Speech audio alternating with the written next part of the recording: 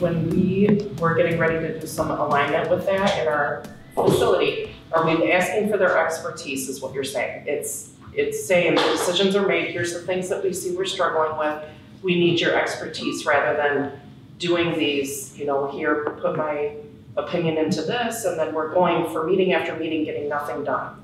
Right. So here's the problem with shared governance, and Magnet will tell you this. You have to have a strong charter, and you have to revisit that charter every dang meeting. And it can just be this big, but here's our charter, here's your role, here's our goal, here's the scope of the work we do here, and here's how you can play the best shared governance partner ever, right? So we don't do enough about the charter, so everybody comes in thinking their role is something really different. And so shared governance, when people come in, is not to argue against evidence-based medicine. It's not to argue against hourly rounding, and it's not to have my preference trump potential. We get these unit council meetings where people are putting their preference in, and they're taking away what would benefit our patients, the potential, based on their preference. The problem is most of these unit council meetings are unfacilitated. And if you have a meeting and you don't have a plan and a tool, your meeting is going to be a bitch session. And it's going to be dominated by resistors, and it's going to be dominated by ego, because you're not bypassing the ego. So when the ego's not bypassed, it will lead. And you can't fight the ego, right? If you do, it just goes underground. You stay quiet in the meeting, and then you go in the meeting after the meeting. So in shared governance, there has to be some clarity around what type of input helps, and there's got to be clarity around what our role is. Our role is not for you to give all of your input and change the template. Our role is for you to use your expertise about this type of care we provide and how we could do it, how we could make it successful. What happens is that leaders roll things out with sympathy, which is, I feel sorry for you, I collude with you, we're all victims. It reinforces victim mindset. But you guys, in shared governance, you let 2 or 3 negative folks take over the whole meeting.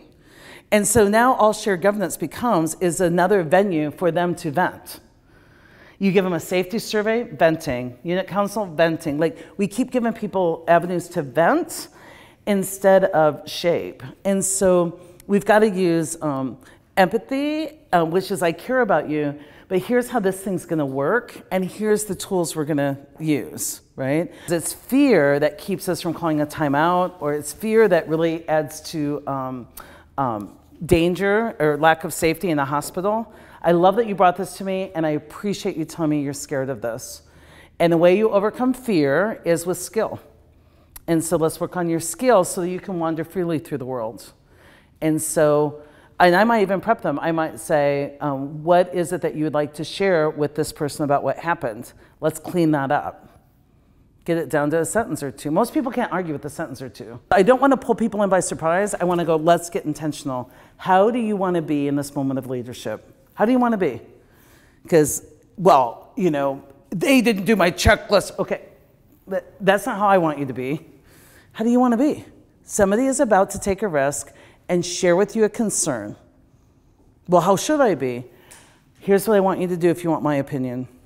My expertise. I want you to sit there and I want you to nod your head and look them in the eye with soft posture, and I want you to listen, and then when they're done talking to you, I want you to say, thank you. You've given me something to look at, and I'm sorry that I left you feeling that way. Do you want me to write that down for you? I don't want you to go to bury any of this. So if it's the higher powered person, I'm like, you and I will talk later. If there's a process issue, I'll fix it. If there's a coaching issue, I'll address it. But right now, this is how you're going to be. And that's usually what you probably don't do, is coach the one in power how to be. Then in the meeting, when they start to get growly, I'll call a timeout myself. I'll role model to the staff how to call a timeout with a powerful person. And I'll just go, can I just center us for a minute? Renee is sharing something important. I want to give her the full stage. And you and I had a commitment that we would make that possible. I just call back that commitment. And I'll call timeout as many times as we need to. If I go into any meeting, I want to have an agenda and I want to have a tool. And I'll explain the projection of the tools in a minute. But if I were going into a unit council meeting, I would say, let's say we're going to talk about how to improve things. So what does great look like? What are you guys hoping for on your unit? Or given this, what would it look like if it's fully implemented and we were all, using the tool well? Like, what would great look like, basically? What do you want? I ask people, and they can make this list. It just flies out of their mouth, right? Because this is what they judge other people on. They know what great's not. And so this is normally where you stop and you take the list and you put it in your pocket as a leader. You go, I'll go work on this. Let me go change your culture, your environment, your climate, your work experience, your teamwork. Let me go change all of this. This is typical engagement planning. Now, what are you willing to do to get that? A pretty big list of stuff that you want. I love this. This would be an awesome workplace. So what are you willing to do to get that? And most people will be like, well, what do you mean? I'll wait for it. I'll be here when you get back. How did I get involved in my workplace? This is where we bring in accountability shared. This is where we start. We start with you. What are you willing to do? When this gets robust enough to actually make a dent in this, then I put the third list up. What, as your organization or your leader, can we do to support or resource this? So this is called engaged action planning, and it divides up because here's what we know, another difference between low and high accountables. If somebody in low accountability is suffering, it is the organization's problem. I suffer, you're not serving me. If somebody's high in accountability, they sort differently. They go, oh, I'm suffering. I want things different. What's my part and what's your part?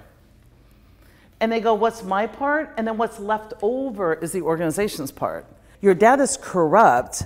The part that's coming through the ego and not the sophisticated high self, that data given to you through the lens of ego is corrupted data.